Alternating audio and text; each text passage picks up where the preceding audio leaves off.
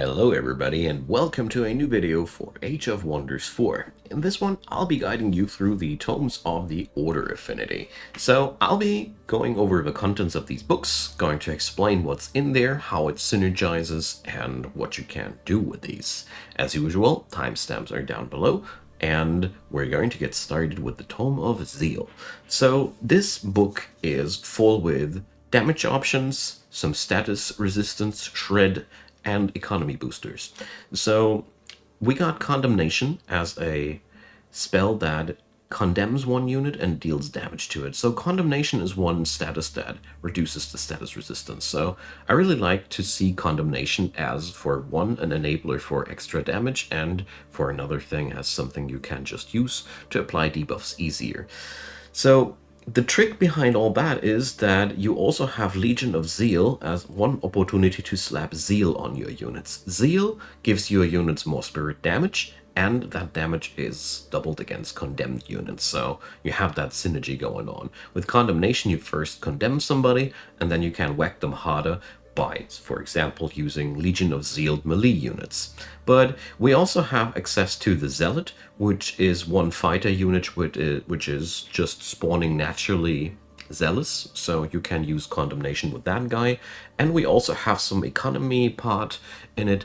With Fanatical Workforce, we can crank out a lot of production for 3 turns at the expense of some food, but you get 3 times as much resource as you pay there, so the net gain of the spell is massive and allows you to crank out really strong structures very, very early on.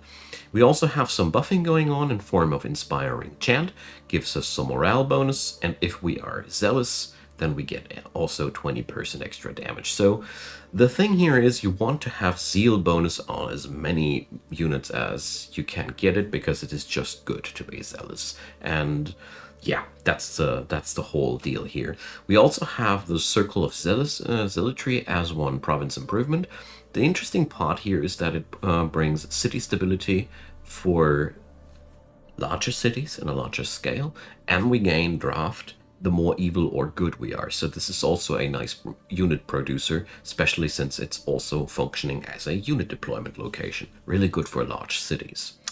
We also can condemn units via our hero with that, and that's the opener for the whole Zeal and Condemnation gameplay. We'll see that more often in this path.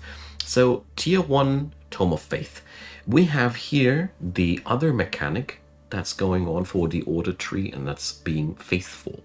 So the Faith book is a lot about healing. It also has magic economy bonuses and introduces the first forms of vassal interaction, which is pretty unique for the order spellbooks in general. So Faithful Whispers is one good example for that. It makes the city grow faster to our favor. So allegiance with a target-free city increases 30% faster, means that you can get these guys vassalized faster than most players. Really, really powerful on its own. We also have access to the first faithful mechanics. First off, being faithful is reducing the unit's upkeep per se, so it's good to have that always. But we have here Staves of Mending, which is not only making our supporters faithful, it also opens up a healing skill, an extra healing skill for all of our supporters. That is a free action. Has a cooldown, but it's a free healing action, which makes this spellbook alone really powerful for your supporters. Army Heal is one army spell healings thing, just like the name implies. It's very, very literal.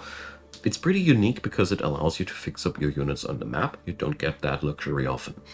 We have also the Convent, which is, like I said, magic income.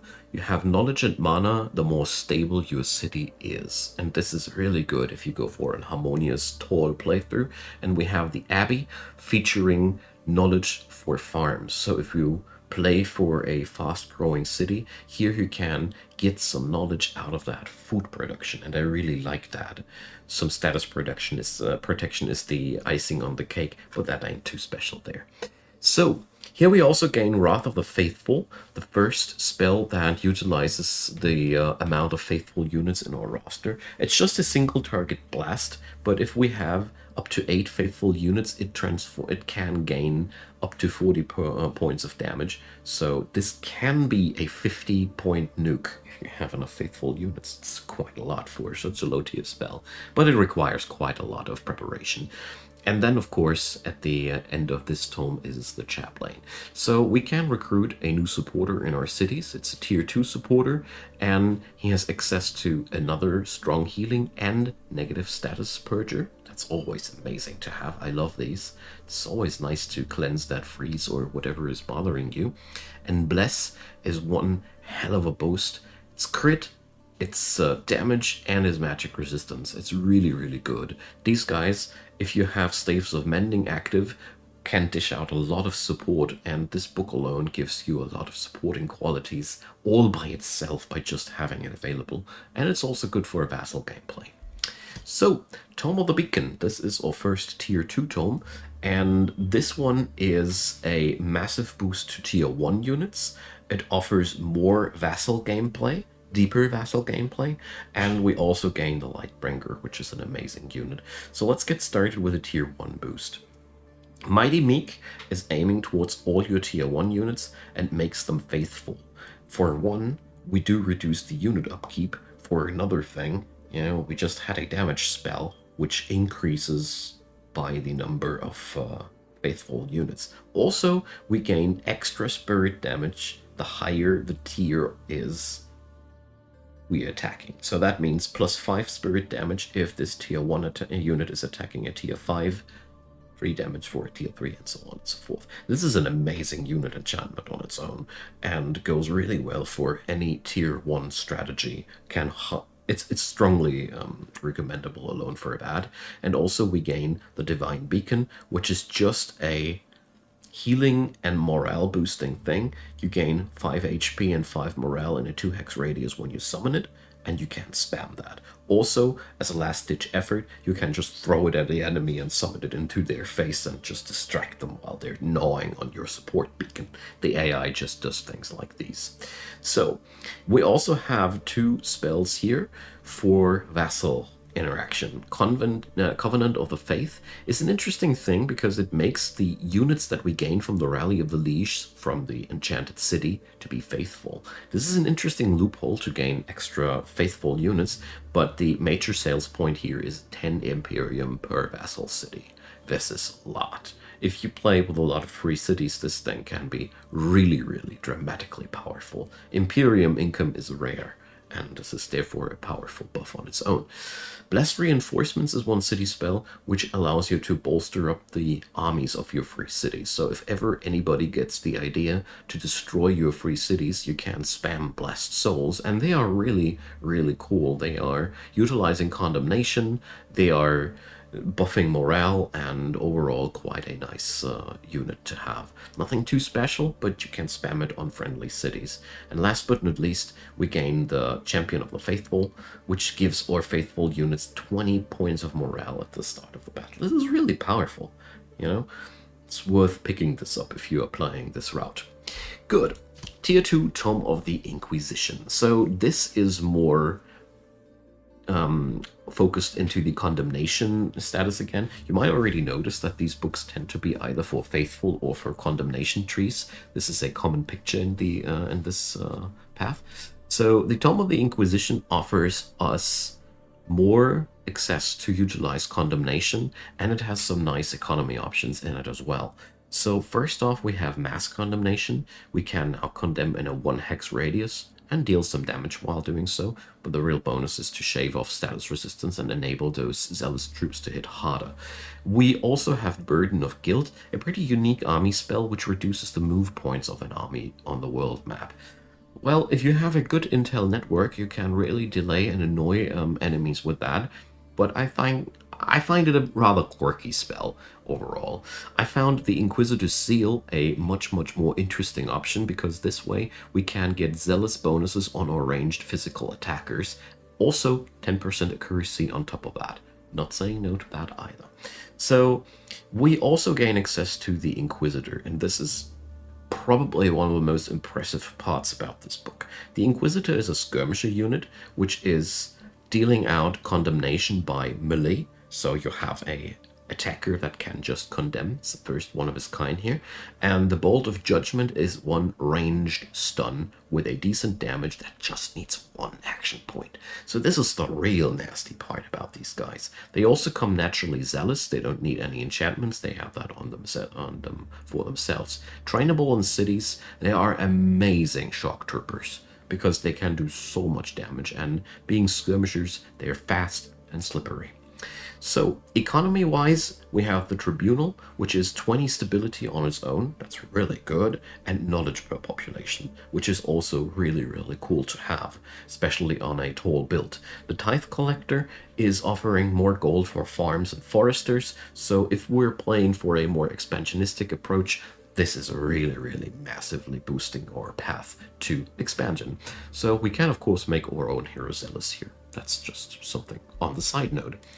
Tier 3 tomes, the Tome of Subjugation. So this is the anti-morale tome, and it's also aimed towards a city conquering style. Whereas we had a lot of tomes before that were going good with a vassalization style, this is the first tome that's not so fitting if you're playing with allying yourself with the free cities. This is about conquering them and making the best out of it.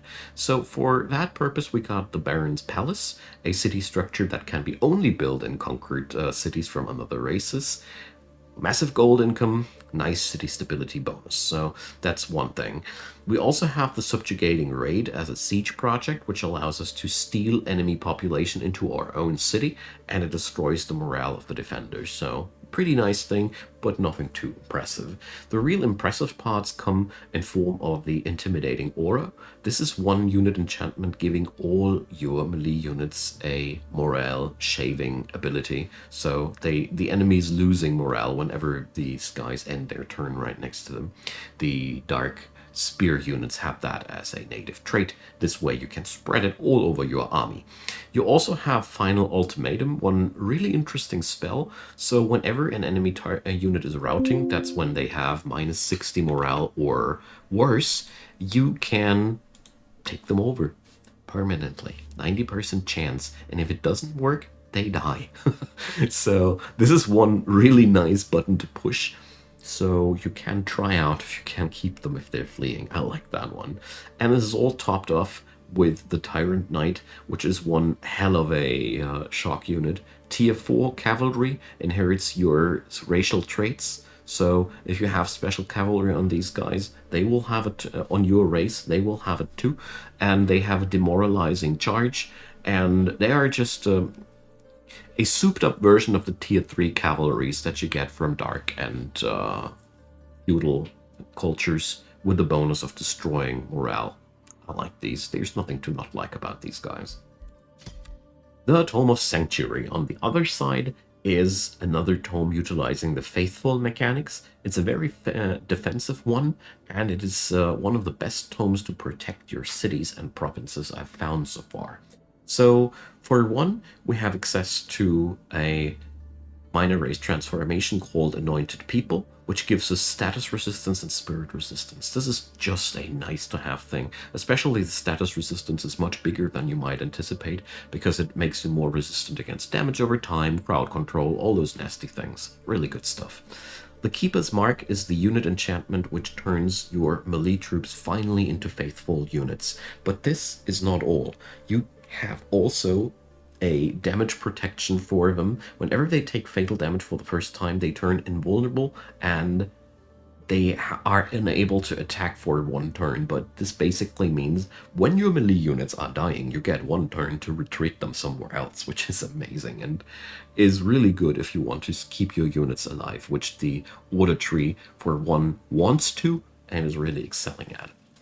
We have also Salvation as a active healing spell, which is transforming all the lost HP back to 100%, complete purge and resistance increase. I found this spell rather underwhelming, but at the same time I felt like, yeah, you can use this on a tier 5 unit as well and crank it back from 5% to 100%. So it is one spell which needs proper timing, but it can turn the tide of the battle massively, and it's super annoying when the unit you almost killed all of a sudden is back to 100%, and you have to deal with that.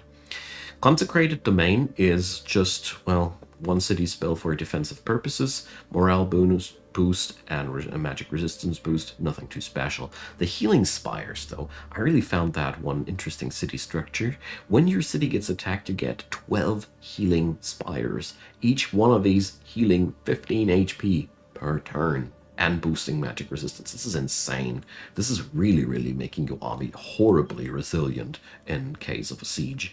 And we also gained the Sanctuary province improvement, which basically says nope to all the pillaging in the city that this belongs to. This is also a spelljammer, so you don't have to build one. And yeah, just slap it down and people can't pillage you anymore. It's perfect for tall building styles and one of the coolest province improvements I've seen in the entire tome library of the game. Also Sanctify, a wonderful resistance boosting spell for your hero, which is just so good. Simple but effective. Alright, Tome 4 time. It's the Tome of Exaltation, the first one. So Exaltation is about utilizing the faithful roster more and makes your ruler more potent in terms of using him as a striking force. So first off, with Angel Eyes, we gain finally access to a method to transform our entire race into faithful beings. It's a major race transformation, so you can have only one of them. All your units go celestial. This makes them more susceptible to blight and frost, but you grow immune against berserk and mind control, and that is really powerful. I'll gladly take these other downsides for alone that thing. The flying is just a nice bonus, and like I said, your entire species will be faithful after that. I really like that one. This solves all the problems and makes your units all 10% cheaper. Nice thing, eh? So we have right next to that another nice active spell. Resurrect unit does exactly what the name says. Returns target dead friendly unit to full HP. That's just, it's really hard to kill these guys, and there's no limitation to the tiers, so this can resurrect your strongest units on the field. Ascended Warriors is one spell. It's very special. It promotes an entire army by one rank, flat. If you use that on high rank troops, you get them to the end of their career quite quickly, and that means you have access to this massive bonus trait at the end of the Order Affinity skill tree. Let me show you just once what I'm talking about here, the Knightly Orders. This is all massive bonuses for legendary units, and you gain a really easy access to that just by spending mana. So I really, really want to point out how good this spell can be. We also have the Temple of the Exalted, which is just city stability again and mana, and it doubles the governor bonuses. What's not to like about that? We also have the Shrine of Smiting, one unit we can train. It's a tier 5 unit, and it's just nuts. This thing's damage is amplified for each faithful unit in battle. No limit. So since we just had the ability to transform all our units into faithful units, this thing is slapping. It's basically a walking win condition. It's also good at destroying structures. So its Demolisher trait allows you to destroy obstacles, and on top of that, we also gain a AoE nuke for non-faithful units every 2 turns. Massive range, lots of damage. This thing is nuts. This is one of my favorite late game units there, although the Tome of Supremacy offers a comparably cool thing there. The ruler statue is something to point out as well. Not only does it give you extra Imperium income for allies and vassals, it makes your ruler respawn a turn faster, and you can cast spells if your ruler is in the void. That means you don't need to worry that much anymore if your ruler gets exploded in a combat. This allows you a completely new playstyle of utilizing that more, because the downside of being unable to combat cast is gone. This is really a big advantage. Don't sleep on that. It's really good. And Exalted Brilliance, well, if you have a melee hero, and it goes quite fitting with what I just said, enemies around him are turned blind, so this is really, really cool, and if your hero explodes, you now know about the ruler's statue. Exaltation, one really, really massive tome. Supremacy, though, is really nothing to sneeze at either. So here we have access to Zeal. It's the pinnacle of Zeal mechanics, and it's also extremely good at boosting morale. It's probably the strongest morale boosting book in the game. So for one, we have access to some stability also for our city. Monument of Supremacy is just more draft and city stability. The more you have of these things, the more you got. It's really cool for wide empires because it makes lots of cities pay off quite well. But here we start with Anthem of Victory. All allied units, 30% more damage and 15 morale. We got Condemn Army, which allows us as an army spell to condemn an entire enemy army, which is also really amazing. It's not really going into any morale gameplay, but it's another neat thing, especially that since the entire enemy army will start out condemned already. And we got Supreme Magic, which allows us to give Zeal finally to our battle mages, but not only that, it makes also these guys can now explode their kills for spiritual damage around them. This is a quite nuts enchantment. I love it because now we got Zeal on almost all damage dealers if we want to. And the Eagle Rider is one really, really amazing unit. It's one super strong morale booster. It's a shield unit too, and it is tier 4, so there's a lot of goodness going on it. It's also inheriting your racial traits. That's also quite positive about it. But we had to embolden our allies, point blank AoE, rally and strengthening, 2 hex radius. It's really big. Since it's flying, it can also just fly out of the ball of troops or into the ball of troops. What's not shown clearly here is that the Eagle Rider has also the traits of Inspiring Killer. So whenever he kills a unit, people get more morale bonus out of that. And this unit also has a flat 25% increase of all morale bonuses gained. So this thing is a beacon of hope, and it's really, really powerful and should be used. And Supreme Magic can also be slapped on your hero, of course. The Supremacy Tome, I think it is a really nice option if you don't want to go too heavy into the whole faithful route. And it's super good at boosting the morale of your troops. Eagle Riders are amazing in that regard. They also slap quite hard, being tier 4 units, and are hard to kill, being tier 4 shield units. Really good stuff. So, the Tome of the God Emperor is the end of our list here, and it offers so many longevity options. Divine Protection, an entire army gains resurgence, so when they die, they are revived at the end of the combat if you win. So it allows you to play completely reckless. An army that has this spell on it, well, losses are no real losses, and this allows you a completely more aggressive playstyle than the Order tree usually allows you to. Real game changer on its own. Mass Revive, well, all friendly dead units with Faithful or Zeal come back to life with 50% of their HP. Nothing more to say. It's just longevity, like I said. Exalted Champion makes one unit go nuts. Double damage, 5 defense, 5 magic resistance, 5 status protection. That's as big as the numbers can go. It's massive.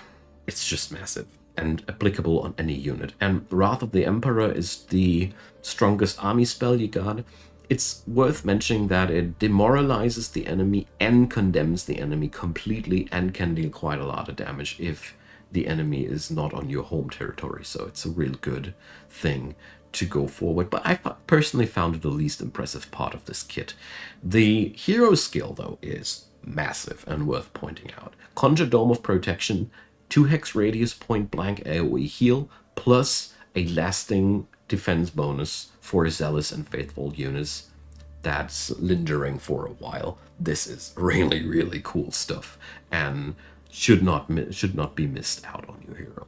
So that's the Order Affinity. I really like those tomes. They are massively synergistic with itself. There's a good mixture of defenses and offensives in it. Lots of different ways to beat down your enemy by lowering morale, increasing your morale, lots of burst damage, really much versatility. I like this about this tree.